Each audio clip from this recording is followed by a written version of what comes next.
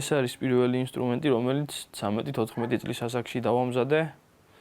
როდესაც ამას უყურებ, თავიდან ბოლომდე მახსენდება მთელი ის პროცედურა, რაც ამის დამზადების დროს განვიცადე და გავიარე. მაშინ არც სახელოსნო ჰქონდა და არც თანამედროვე დანადგარები. ქართული ხალხური მუსიკალური ინსტრუმენტების სიღრმისეულად შესწავლა გიორგი ნიპარიშვილმა დამოუკიდებლად 14 წლის ასაკში დაიწყო. სხვადასხვა ინსტრუმენტზე დაკვრა ისწავლა. შემდეგ კი ამ ინსტრუმენტების საკუთარი ხელით შექმნა სცადა.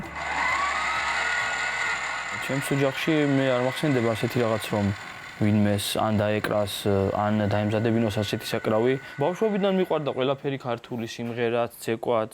და რა ვიცი, რატომღაც გამიჩნდა სურვილი, რომ ჯერ შემესწავლა კონკრეტულად ფანდურზე დაკვრა, შემდეგ უკვე იმისი სურვილი, რომ მე თვითონ შემექმნა და ჩემი ერთ დამზადებულ საკრავზე დამეკრა. პროფესიით ინჟინერ-მშენებელია.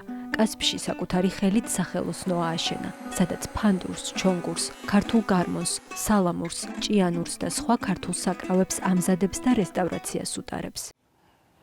ეს არის ძალიან ძველებური გარმონი, ეს არის დაახლოებით 100 წლის. რამდენიმე დღის წინ მომიტანეს სარესტავრაციოდ და უნდა ჩაუტაროთ სრული კაპიტალური რესტავრაცია.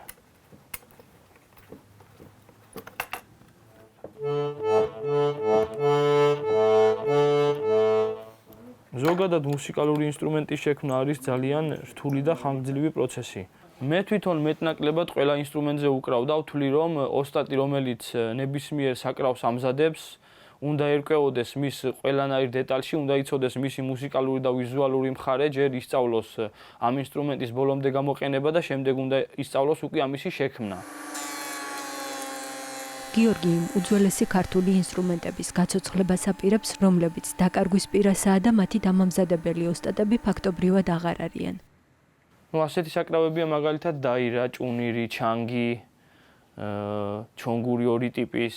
მათი დამამზადებელი ოსტატები დღესდღეობით ძალიან ცოტაა და რა ვიცი, ყოველთვის ვცდილობ, რომ არ დაიკარგოს ეს ტრადიცია და თუ რაღაც ახალს ვერ შევქმნი, ის მაინც შევინარჩუნო და შევინახო, რაც ადრე კეთდებოდა და დღეს უკვე დავიწყებას მიეცა და თითქმის აღარ მზადდება.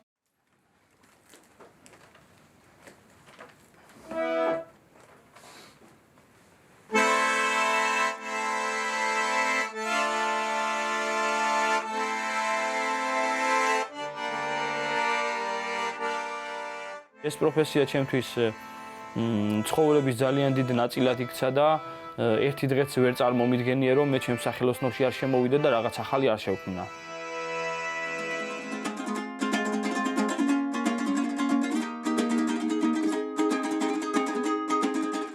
მუსიკალური საკრავების ოსტატს დიდი სურვილი აქვს, რომ სამომავლოდ ცოდნა ახალგაზრდებს გადასცეს და საქმე, რომელიც თავისი ცხოვრების განუყოფელ ნაწილად აქცია, სხვებსაც ასევე შეაყვაროს.